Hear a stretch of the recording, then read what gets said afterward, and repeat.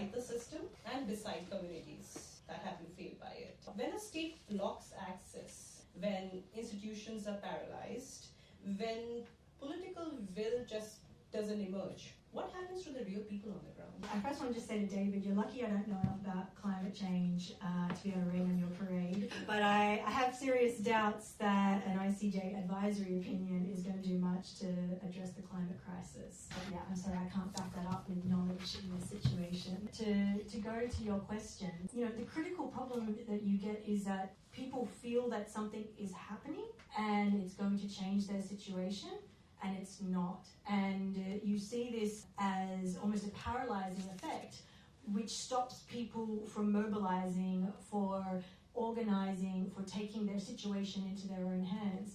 And you can see this in a variety of situations, but in the Rohingya context, I think it's particularly devastating because there's this sort of year after year, the feeling that, the international community will help us. And, the international community keeps laying these little breadcrumbs, we have a high-level Rohingya conference in New York and we're going to have concrete outcomes from that. And we're going to spend a year doing consultations about what you want, and then everyone gets up and, sort of says, we'll give. But, when you talk to the community about, what do you want for the future? What are you doing about your future? They think that there is an actor out there who is going to help, and they're not, and that's stopping their self-organizing. That's stopping them from rising up and saying, like, gee, we're going to have to engage with the stakeholders in this situation, and we're going to have to take our lives into our own hand.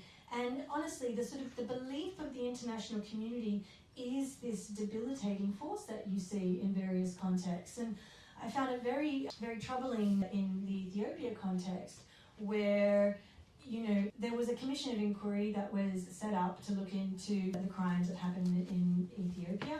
But then once there was a peace accord and there was a domestic transitional justice process put into place, then the commission of inquiry the mandate was brought to an end, and it was now like, okay, the multilateral system is not dealing with this. This is a domestic issue. Victims in Tigray were saying, we want international accountability. We don't trust the government. Who were the perpetrators of atrocity crimes in this situation? Then we don't trust them to run a transitional justice process. We're not going to engage with the domestic transitional justice process. But we want international accountability. Now, the international community had already demonstrated how far it was willing to go for Ethiopia. It had done the commission of inquiry, it had done a report, and then there weren't enough votes to continue the commission of inquiry. So as far as the multilateral system was concerned, it had done everything it was going to do. But then you have activists and survivors saying, no, we want international community. And I was talking to a senior activist working for an international organization, and a Tigrayan person himself, and he said, no, we won't engage with the domestic mechanism because we want a Nuremberg trial. And I said, the difference between this and Nuremberg is that America won the war, and when you win the war, you can set up any tribunal you want. That's how it works. But the reality is, in this situation, Tigray didn't win the war, the others won the war. And, whether you do it today or tomorrow, everyone has to find a way to peace build together after conflict. And when you've got a group of people that are hanging out and hoping that there's going to be an international solution, then it's distracting them from the reality of the situation. Is whether it's not ideal, it's not the aspiration that we're hoping for, the wonderful, perfect international justice, but it's what's there. And this is the government that you're wanting to engage with. This is the government that you're wanting to live under. This is what is available. And it's the same with the Rohingya situation. The stakeholders are not ideal, but they're your stakeholders, and you need to find a way to work with them. And I think this is the tool that, moving forward in the human rights sector, we're lacking, because we grew up as millennial human rights activists. We grew up in the heyday of the sort of American engine being behind liberal values, right? And when I was back at uni, we were talking about military intervention for humanitarian reasons, and we had this big bold thing where we could kind of run around talking about human rights and justice because we had the American machine behind us. It was just we had a lot of power because the Americans were kind of behind these values. And so we didn't learn negotiation tactics, and we didn't learn little by little steps. We actually just kind of learned to run around demanding things. And you see that the human rights space loves the language of demand. But, you know, who are we to be demanding anything? We all live on this world together. We've all got to find a way to work together. And I think the human rights space in particular, we're very bad at compromise. We want that aspiration. But if we're all going to live on this world together and try and make progress, then we have to learn to work with the people who are next to us, whether we like them or not, because they are the people who are next to us. So what I'm hearing is that right now it's just rhetoric. We don't really have a victim-centered approach to justice. What would it take to really change that? Well, I actually don't believe in victim-centered justice. Look, the term victim-centered gets thrown around so much that it's completely lost meaning. But, you know, if we're talking about under criminal law, in any domestic jurisdiction, we don't talk about victim-centered justice. You know, when you're talking about prosecuting people for crimes, it's the Crown that prosecutes someone, it's the state that's prosecuting someone. And that's for a very good reason. It's about who sets the laws, who breaks the laws, and when you're breaking the law, who are you actually offending against, and who is responsible for the accountability for that. Now, victims play a role in the situation as a complainant. You know, they often play a role as a witness, but in criminal accountability, you don't presume from the start that the victim is the victim. They're the complainant. And I think this is a really critical problem that we have in the human rights sector when we're dealing with international criminal law, because there's just a presumption of guilt, and there's a presumption that there's a victim, and there's a presumption that one side's good and the other side's bad, and you know, we need to make everything about the victim moving forward. I think we can have a principle of do no harm, and when you're engaging communities, avoid harm, and there are a lot of ways in which you know, that can be actioned. Just by the way, you'll see their little cards on your seat, and this is to sign up for the mailing list for a book that I've written about the Rohingya situation, which if you want to understand what human rights actors doing harm when it comes to doing their job, you'll get a lot out of that. So please do sign up for the mailing list. So I don't think it's about, the aspiration is about being victim-centered. I think the aspiration is about making progress and making sure that affected communities are in a position to move their situation forward. Okay. Aditi, can I come to you? You previously mentioned about, you know, how the funding models are northern capital, southern delivery. But if communities controlled the resources directly they had, if they were the ones making the choices, what would change? Yeah, first off, I think that it's important to understand why we're talking about this. So if you look at the data again, and I'm going to be a total nerd on this, the Britspan group found that African organizations receive only 11% of all philanthropic funding invested in Africa. So, you know, I mean, firstly, the idea that communities are going to control resources, you know, I think we're very, very far from that. You know, currently, even the money that's intended to go to them doesn't seem to be reaching them. But I mean, I think a couple of things that I think would be hard to ignore when you kind of sort of have a lens that's more community driven. One is that, you know, things that don't fit in your theory of change or your kind of reporting templates, I think those would get prioritized. And what do I mean by that? So land rights, you know, water rights, sovereignty, tax justice. I mean, 2 weeks ago, I was in San Francisco at the Global Philanthropy Forum, and it was really interesting that there were very few conversations about tax.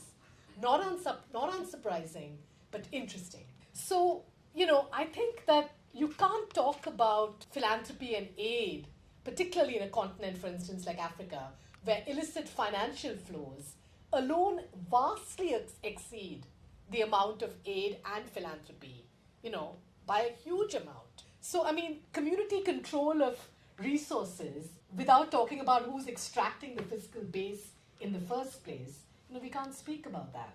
So I think there's really, this question of tax to me is unavoidable. And I really, really want to highlight that. I think the second thing is that, you know, this notion of reporting upwards to funders. I think today a number of funders are cognizant about the challenges that their models involve. And I think are beginning to reckon with that. We've like I said previously, the challenge is we've created an entire architecture that services these grants and these programs that it becomes difficult to dismantle. But there are enough efforts being done to kind of try examples. I'll give you some concrete examples. In 6 countries, the Mesoamerican Territorial Fund operates. So Costa Rica, Guatemala, Honduras, Mexico, Nicaragua, and Panama. And it channels climate finance directly to communities without intermediaries, without any intermediaries, and they define the priorities. So I mean, this grew from 10 organizations to like over 20 plus in less than 4 years. In Indonesia, the first direct funding mechanism for indigenous people has reached over 3 million people since 2023. Now, I mean, this again is, you know, it's late, but it's absolutely necessary. So I think there's I strongly feel that there are examples. And then community foundations, the Global Fund for Community Foundations, they prioritize local philanthropic ecosystems over project delivery. And these invest in that, you know, critical connective tissue of civic life rather than discrete outcomes. And then again, I mean, if you're talking about the multilateral order, you know, could we not push? There is a push right now for the framework, the UN framework on the Convention on Tax, you know, and that would shift rule setting from OECD, which is basically rich countries, to a genuinely multilateral body. And that is a community control of fiscal architecture at the global level. And I think it's one of the funding innovations that we don't speak enough about. You know, so I think there are lots of different ways of coming at this, where we don't have to we don't have to stay where we are. I think there are things that are being done. And if you want to look at another very interesting example that I was speaking to you, David, about earlier, is Sri Lanka. Please look up their governance-linked bond that came out after their debt crisis. I mean, it's a super interesting model of private sector actually advocating for governance, because they realize that if they don't have governance, it ultimately doesn't benefit them. So I think there are some interesting examples coming out of all this, and you know, it's about sort of, I mean, not just saying this doesn't work, but how can we make it work? Thanks, Aditi. Those were lots of solid examples there. I will ask one question now to all of you. I know all of you have touched upon this, but as a final remarks, because we're 45 minutes into our conversation, I want to open this up for the audience who have been very patient. Thank you. But last question. If you were redesigning the human rights ecosystem right now, one that could, you know, handle this climate breakdown that we have, creation of authoritarianism, the technological challenges that are being thrown to it, what would it be like? How do we reimagine this? What would be the change now and here? Who wants to go first? I can go first. So start with legitimacy. I think that's the fundamental point. Any system that has to be governed by the communities it's meant to serve, you know, it has to be kind of designed by them centrally and not by outsiders, no matter how well-intentioned we are. And I include myself in this.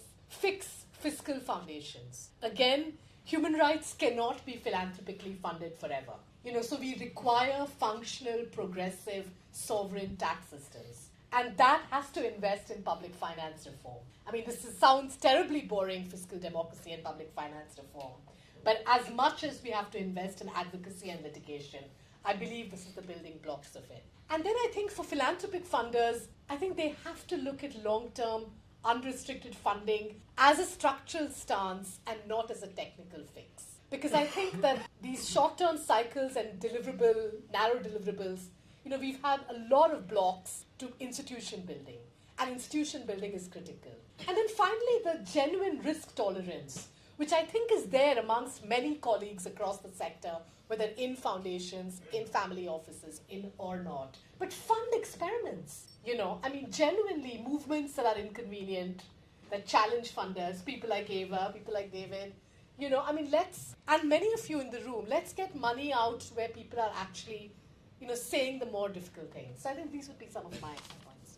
You know, Aditi, when you talk about putting money in the hands of, you look horrified that I'm going to... It just makes me think of a quote from the Fountain of Wisdom, Game of Thrones, when Moderator says, "The freedom to make my own mistakes is all I've ever asked for."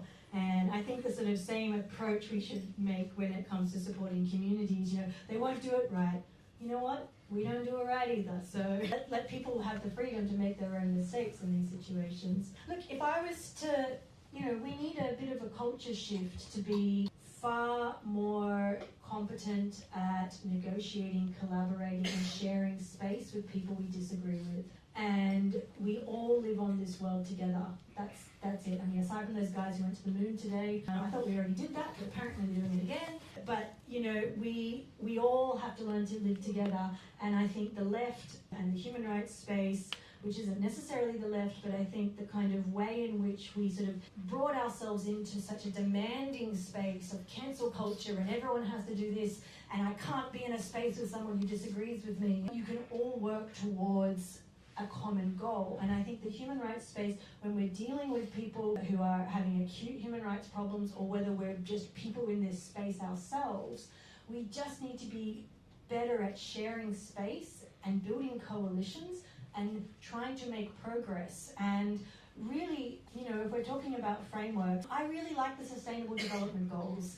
They're not as toothy as all these other mechanisms we've got, but they're a great set of principles that we've all agreed we're working on it. We haven't got it right yet, but we are working on it. And so to be able to work on these issues with patience, with kindness, with understanding, recognizing that some people we're going to have disagreements and they're going to be serious disagreements, but to be able to move forward, we just have to move forward, and we have to move forward in a way that we're bringing everyone together. That's so heartfelt. But on a tangential note, I was just somehow reminded of this campaign by Amnesty, and David, you might remember this one, where we had people dressed up as Darth Vader and some other very typical bad guys out there in the world, and take some of the biggest limousines and go and knock on these arms dealers, their offices, and say that, let us in, we are the bad guys. You sell ammunition to the bad guys, sell it to us too. So yeah, we kind of took on the bad guys too. But sorry, how did that end? Note. David. Thanks, Nazia. There's season 3 of The Night Manager right there, I think. Eva quoted Game of Thrones, and I'm going to try and make myself sound clever by quoting maybe 3 things that we can and should try and do. Always 3. The first is, I think, the system needs to be a lot more people-oriented. For some reason, somehow, somewhere along the way, this became a kind of state-to-state system and a state-to-state conversation. And so there's this sense that the heart of human rights kind of happens in some way in Geneva, where states talk to each other. And then there's a very kind of elite group of NGOs who are allowed into the conversation and who get sort of balloted to make statements and contribute to the conversation.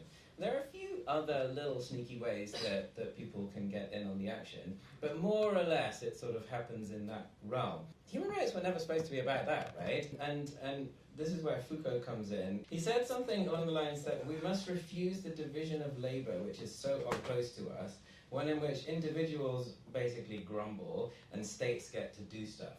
We have to refuse that division of labour when it comes to human rights, and that might mean that we need to cook up some new forums and some different ways for people to participate in the central global conversation about the shape of human rights now and in the future. So that's the first thing. The second thing, I think, is that we really need to get a lot more comfortable with applying human rights to things that we don't generally associate with human rights. We need to get better at cross-issue collaborations, inequalities, on the future of tech and democracy, on climate, on ecocide, on the environment, and on peace, frankly. Amnesty has a very tangled relationship with how the organization talks about peace and conflict, but realistically there are no human rights without peace. And so we need to find a better way of bringing these agendas into one conversation, not just with each other, but with this sort of deeper, I think, sense that so many people feel like we're living within systems and structures that are not truly designed to enable us to thrive. So if human rights are not part of trying to create a world in which we can truly thrive, what are they for? So there is, I think, a bit of going back to basics and thinking about how do we apply human rights to a broader set of issues, to a broader diagnosis of what's gone wrong in the world. Perhaps make it part of conversations about climate, about the reparations conversation, which is really taking off at the moment, etc. And the third thing, very briefly, is I think a lot of human rights work has now come down to trying to kind of preserve the gains that we've made and prevent further regression as far as possible. And in the middle of that, something critical about our vision and hopes for the future have sort of disappeared. We've let go of them. And so I think we need a new investment in ideas and imagination at a kind of civilizational scale about what is the world that we want to become in the future and what it might take for us to get there. And so what I'm hearing, the one message is that human rights project is not dead, but might be shedding its old skin and or outgrowing it rather. Justice, accountability will not survive on autopilot, I guess. As David said, we require imagination. As Eva said, we need more collaboration. We need to sit with difficult conversations and the people we find difficult. We need courage. We need leadership. As Aditi said, we need financial structures that actually match the world that we live in. So I believe that it sounds like we need a coalition of the sensible, a coalition of the willing. Let's see if we can find those and build that, because the world is fragmenting, yes. As our headline or top line says, the world is fragmenting, but we, us, and our response together, it cannot be. So with that, thank you so much to the panelists. I'll open it up now to the audience. Thank you so much for being patient and for hearing us out. And if there are any questions, we would love to take them, please. Can I have a mic? There's a mic. Big mic. And thank you everyone. Really interesting and a wide variety of views and thoughtful commentary. As we're doing quotes, Mr. Beast, the YouTuber, dead sophisticated. The more good you do, the more people think you're secretly evil. So this is someone who understands feedback and social media. And I think, have we got a mindset problem? Is the challenge, you go look at sort of shifting this sort of whole idea that we move to individualism, is it a mindset problem? And then actually when we look at human rights in a fragmenting world, do we need to start more at home? To actually start at home with our own communities, with people that we disagree with, but actually re-find our common humanity together, but starting that at home. Thank you for that. I don't have a question on that. Yeah. So should we start at home in Okay. looking at human rights? Okay. Can we take more questions and then yes. Thank you. I have a question. Sort of there may be common ground, and it took me back to my PhD days, because my PhD was on deliberation, and I was arguing that those who support the death penalty and those in abolition, they have a lot more things in common than we might think. So my question to the panelists is about what do you think other common grounds may be for human rights activists, organizations and states, and what kind of compromises do you think we need to be ready to make in order to advance human rights? Thank you. Who would like to go first? One more Come question. back for another round. Should we take one more? Let's take One more? Okay. One more question? Any other? Thank you so much. That was very insightful and really informative. So as an investment banker for 20 years, I'll firstly declare a conflict. I'm a very dear friend of Aditi. So, any questions are not conflicted. So, two questions really. One is, I think it reflects what the gentleman earlier said, right? You were extremely inspiring and informative, right, in terms of what you've done. You're trying to bring human rights to the core and center of London, right? And you brought in 100 people here. What's your strategy to make this 10,000 people, right?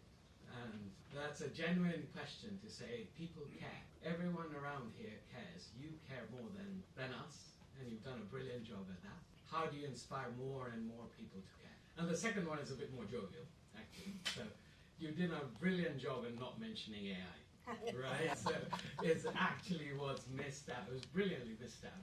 And how do you see AI actually transforming human rights?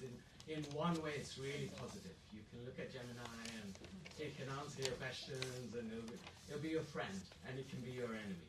And how do we strategically really look at human rights from an AI perspective, which is going to transform the world? Thank you. Thank you. I was hoping technological advances would cover AI, but thank you for breaking that down. Well, that's my question. Yeah. First of all, thank you for your kind words. But you know what? I get told a lot as a human rights lawyer, oh, you're inspiring, I wish I did. But, you know, I go back to Australia and the barrister say, I wish I did what you did. Ask my clients and take it from them about whether or not I've delivered them results from what I've been doing over the last 8 years. Don't sort of think from afar, oh, it's wonderful they're talking about all these things. If we want to talk about victim-centred, ask how satisfied they are with the results of the cases I've been working on them. And I can tell you, they're living in the camp after 8 years. We haven't got very far on the promises that 8 years ago I started on. And this is, I just have to say this out loud, and I have to say, you know, this is the fact. Like, we can sit here and we can sort of talk about these things, but ask the people that I am representing, who I've said I'm going to get you a legal solution.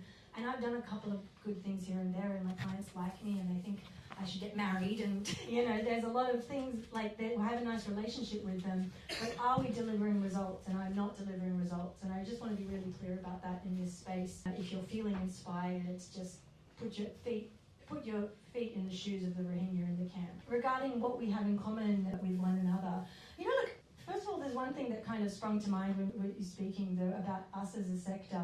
You know, I think as a sector, we're very conflict averse. And I think there is a kind of a big problem with the inability for people to speak their minds within the sector and to disagree and to kind of agree to disagree and move aside. But also the thing is, I think the more important thing is, you know, in Australia at the moment, the conservative, you know, the kind of the One Nation party, which is very far right-wing party, has now got about 25%, is polling at 25%. My question is, how do I relate to those 25% of people that feel that, you know, this is what we need in a government? I don't agree with that as a solution. I don't agree in demonising groups. I don't agree with, you know, demonising Muslims and all of the kind of rhetoric that they're coming out with. My question is, how, and the electorate that I come from in Sydney is one of those very conservative electorates. So the question is, how am I building bridges with an assortment of people who, you know, what do you have in common with these people? And it's different all the time, but I think we really need to be, you know, willing to sit and enjoy a coffee with someone and talk about the things that we do agree about and, you know, set aside the things that we don't, because I think we don't agree on everything, the three of us, right? Everyone, if we spoke long enough to everyone in this room, we would all have things that we disagree about, and just learning to be okay with conflict and go, oh, dealer, okay, so what do you do tomorrow? And moving on from that, I think that's a critical skill, rather than sitting there and feeling like I have to change this person. So it starts at home. Yeah, always. Can I come to Aditi? Yeah, sure. I think the AI point is very well taken. I think it's going to upend even more than it has done the entire landscape. So speaking just from a kind of, you know, funding perspective for a minute, I think there are some real challenges with the way in which regulation of AI, with the way in which, you know, just hasn't kept up. And also from the point of view of kind of, you know, utilizing things like cryptocurrencies, you know, in this kind of grassroots architecture, if you were to call it that. You know, are there ways of, you know, I don't know, monetizing community data, for instance? I know all my human rights friends probably will be up in arms, but I think there are ways in which we can think about tech more broadly, not just AI, innovatively. But you're right, it's been a glaring omission. To the point about commonality and difference and community and starting with community, you know, I agree with you, gentleman who asked about, you know, Mr. Beast and, you know, the kind of community there. But I also think that one of the kind of strengths of the international movement has been this ability to kind of build bridges across geographies, you know, and across sort of contexts. And perhaps we haven't been good at that.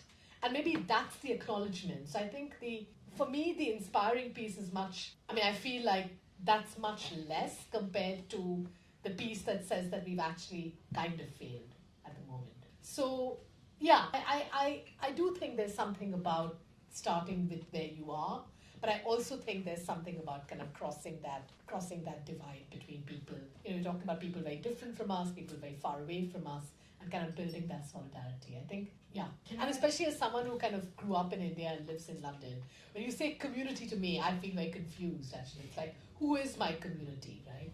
So is it people I work with in the professional space? Is it people I live with? So who are they? So I think some people, migrants and others, and immigrants probably have a similar question as well. So, yeah. Can I just jump in though on your tech point? Because one of the cases that I've worked on quite a bit for the Rohingya is suing Facebook for Facebook's role in contributing to harmful content online in Myanmar in the lead up to the 2017 clearance operations, which caused 700,000 Rohingya to be violently pushed into Bangladesh, which is why they're in the camp now. One of the reasons why I feel very grim about what the prospect with AI is the inability to, and I worked closely with Amnesty on this Facebook issue, but the fact that we just couldn't get anything done in this Rohingya situation, and the circles we went around in to try and get some form of accountability, and the reality is these tech companies don't take us seriously.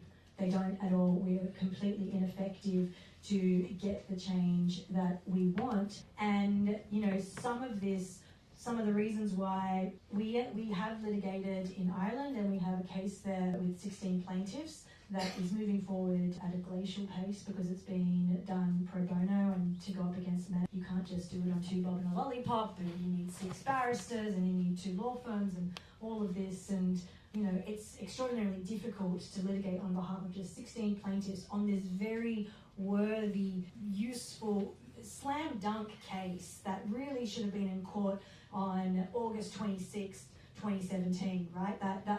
That's when it should have been in court.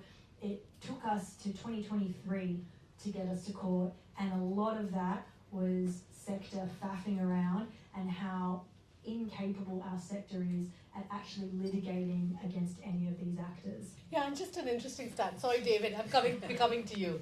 You get the last word. An interesting fact is that at the height of the pandemic, so 2021, the entire sort of philanthropic funding for human rights was something like, 5.2 billion, which is about 12% of Meta, of then Facebook's operating expenses. So this is kind of what we're against. Just to give you a kind of balance in terms of numbers. David, again, last word, so I'm going to just step in again. Just remember, on the tech side, I remember working on this toxic Twitter campaign where we kind of captured all the responses to, especially female politicians, the female journalists, what they put out there on Twitter, X now, whatever the Twitter days, and kind of brought in data on how bad it is.